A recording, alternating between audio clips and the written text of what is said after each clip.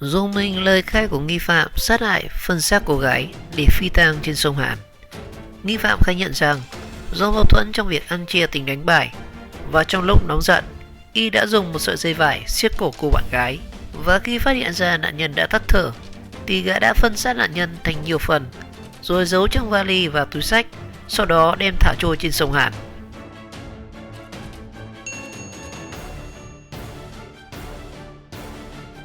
Chiều ngày 7 tháng 2 thì Đại tá Trần Mưu, Phó Giám đốc Công an thành phố Đà Nẵng, Thủ trưởng Cơ quan Cảnh sát điều tra cho biết, sau hơn 4 giờ khẩn trương vào cuộc điều tra và làm rõ, thì khoảng 12 giờ 30 trưa cùng ngày, thì Công an Đà Nẵng đã bắt được nghi can quốc tịch Trung Quốc đã thực hiện hành vi phi tang sát nạn nhân rồi cho vào vali và thả xuống sông Hàn.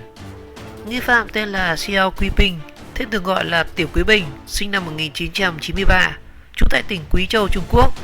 Và tại cơ quan cảnh sát điều tra thì Xiao Guiping khai nhận Ping và bạn gái là Pao Dan Pi, sinh năm 1990, quốc tịch Côn Minh, Trung Quốc, qua Đà Nẵng du lịch và thuê phòng lưu trú tại phòng 401 căn hộ cho thuê số 14 đường Lê Văn Hiến, phường Khuê Mỹ, quận Ngũ Hành Sơn, thành phố Đà Nẵng. Chiều ngày 6 tháng 2 thì giữa Ping và chị Pi đã có mâu thuẫn trong việc ăn chia tiền đánh bài nên dẫn đến cãi vã và to tiếng. Và trong lúc nóng giận thì Ping đã dùng một sợi dây vải siết cổ chị Pi cho đến chết.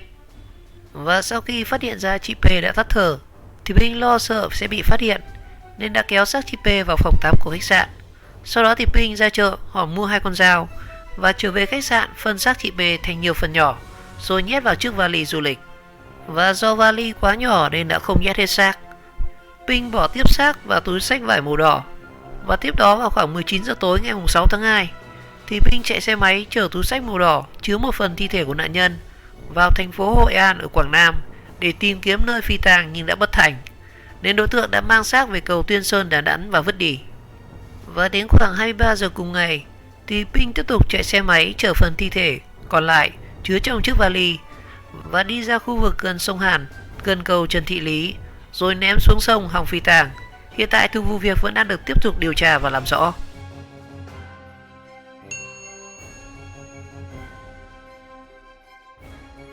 Phó Giám đốc Công an Đà Nẵng, nghi phạm giết người phân xác giấu trong chiếc vali chỉ bằng con dao ở trong bếp. Cả nạn nhân và nghi phạm trong vụ án giết người phân thi thể thành nhiều phần trong vali gây chấn động Đà Nẵng là người Trung Quốc, nhưng sẽ xét xử theo luật pháp của Việt Nam. Phân xác bằng dao trong nhà bếp.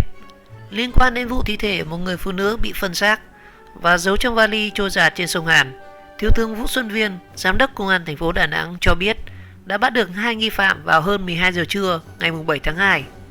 Theo Đại tá Trần Mưu, Phó Giám đốc Công an thành phố Đà Nẵng cho biết, trong sáng cùng ngày thì một người ngư dân đánh cá trên sông Hàn đã phát hiện ra một vali đang trôi trên sông.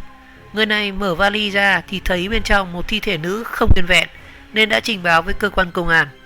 Cơ quan công an ngay lập tức có mặt tại hiện trường và phát hiện ra đó là thi thể nữ. Nạn nhân mặc áo len mỏng màu hồng, quần jean ngắn và bó sát đùi.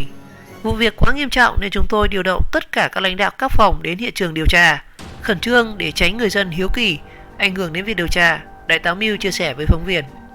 Các lực lượng nhanh chóng rà soát và khi nghi vấn đây chính là người Trung Quốc, phòng quản lý xuất nhập cảnh được yêu cầu phối hợp chặt chẽ và phối hợp với sân bay để xác minh việc xuất nhập vào thành phố Đà Nẵng và đăng ký ở đâu, khách sạn nào. Sau đó thì lực lượng chức năng xác định nạn nhân là Pao Dan Ping và sau đó tìm ra được nơi nạn nhân cư trú. Chúng tôi sau đó quyết định đột kích vào căn nhà trên đường Trương Văn Hiến, khống chế 5 đối tượng. Người này được đưa về trụ sở công an Đà Nẵng làm việc. Và lúc đầu thì người này chối tội, nhưng sau đó đã thừa nhận hành vi, ông Mưu chia sẻ với phóng viên. Đại tá Mưu cho biết nghi phạm là Xiao Guiping đến từ Trung Quốc. Hắn sát hại nạn nhân là Pao Dan Ping do mâu thuẫn tiền bạc. Vì muốn che giấu hành vi giết người nên đã phân xác nạn nhân thành nhiều phần và giấu vào trong vali. Hắn siết cổ nạn nhân đến chết bằng dây thừng và phân xác nạn nhân chỉ bằng một con dao inox là bếp thông thường, Đại tá Mưu nói. Thực sự đây là vụ án rất dã man, sẽ xét xử theo luật pháp của Việt Nam. Đại tá Mưu cho biết đây là vụ trọng án đặc biệt nghiêm trọng thứ 2 liên quan đến người Trung Quốc trên địa bàn Đà Nẵng trong những năm vừa qua. Trước đó là vụ án Xiang Die dùng súng bắn chết người đồng hương Trung Quốc tên là Li Mizhu do mâu thuẫn trong làm ăn. Tuy nhiên thì ông Mưu đánh giá vụ án giết người phân xác này còn dã man hơn rất nhiều. Thật sự đây là vụ án rất dã man, giết phụ nữ phân xác phi tang hết sức tinh vi, ông Mưu nhận xét. Phó Giám đốc Công an thành phố Đà Nẵng cho biết đang hoàn tất hồ sơ để khởi tố vụ án, khởi tố bị can theo đúng quy định của luật pháp Việt Nam. Thực sự đây là vụ án rất dã man. Vụ án này sẽ được xét xử theo đúng pháp luật Việt Nam, chứ không có chuyện trao trả cho bên Trung Quốc, Đại tá Mưu khẳng định. Ông Mưu cũng nhắc lại mức án bà Su Xiande lãnh khi bắn chết người đồng hương vào năm 2015 là chung thân, và hiện tại thì đang chịu án tại Việt Nam. Và trong chiều ngày 7 tháng 2 thì ông Lê Trung Trinh, Phó Chủ tịch Ủy ban Nhân dân thành phố Đà Nẵng, đã thay mặt Ủy ban Nhân dân thành phố Đà Nẵng thưởng nóng cho Công an Đà Nẵng vì thành tích nhanh chóng phá được vụ án đặc biệt nghiêm trọng ở trên.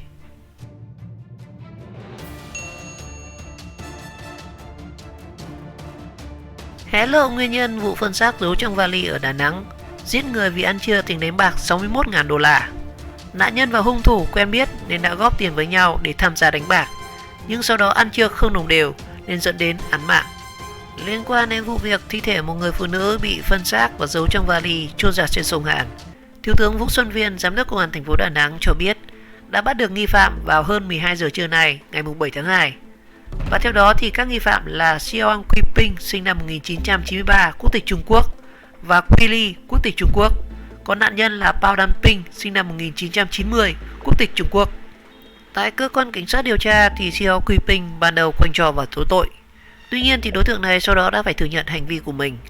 Xiao Qiping cho biết cùng bạn gái Quy Li nhập cảnh vào Việt Nam và tham gia đánh bạc tại sòng Crown Plaza Đà Nẵng, thuộc quận Ngũ Hành Sơn, Đà Nẵng. Ping đã thắng được một số tiền mặt nhất định nên đã đến sòng bạc rất thường xuyên. Quy Linh lúc này gặp lại bạn thân là nạn nhân Bao Đan Ping. Bao Đan Ping lập tức muốn góp tiền để Xiao Quy Linh đánh bạc với nguyên tắc thắng thua chia đôi và đã được chấp thuận. Xiao Quy Ping sau đó đã thắng được 34.000 đô la Mỹ và chia cho Bao Đan Ping một nửa vào ngày 26 tháng 12 năm 2019. Tuy nhiên ngày 4 và ngày 5 tháng 1 thì Xiao Quy Ping nhận số tiền là 61.000 đô la từ Bao Đan Ping nhưng đã thua trắng. Lúc này thì Bao Đan Ping lại không chấp nhận thua cuộc mà đòi lại toàn bộ số tiền đã đưa, và hai bên xảy ra mâu thuẫn và chửi bới nhau. Khoảng 16 giờ 30 ngày 6 tháng 2 thì Bao Đan Ping đến nơi ở của Xiao Quy Ping trên đường Trương Văn Hiến, quận Ngũ Hành Sơn để đòi lại số tiền ở trên, nên hai bên đã xảy ra xô xát. Trong lúc này thì Xiao Quy Ping đã dùng dây siết cổ và giết chết nạn nhân. Sau đó thì hung thủ lập tức phân thi thể nạn nhân thành 3 phần rồi bỏ vào túi ni lông và vali. Tối cùng ngày thì Xiao Quy Ping chở một phần thi thể nạn nhân đến cầu Tuyên Sơn và vứt xuống sông Hàn. Phần còn lại thì vứt xuống cầu Trần Thị Lý. Đại tá Mưu cho biết hiện cơ quan cảnh sát điều tra Công an thành phố Đà Nẵng đang tiếp tục điều tra làm rõ, củng cố hồ sơ để khởi tố vụ án theo đúng pháp luật Việt Nam. Vào sáng nay ngày 7 tháng 2 thì người dân thành phố Đà Nẵng phát hiện ra một vali trôi dạt trên sông Hàn và đoạn dưới chân cầu Trần Thị Lý. Và rất bất ngờ khi mở chiếc vali ra, rất nhiều người đã có mặt hoảng hốt và thấy bên trong là một thi thể bị chặt ra thành rất nhiều khúc.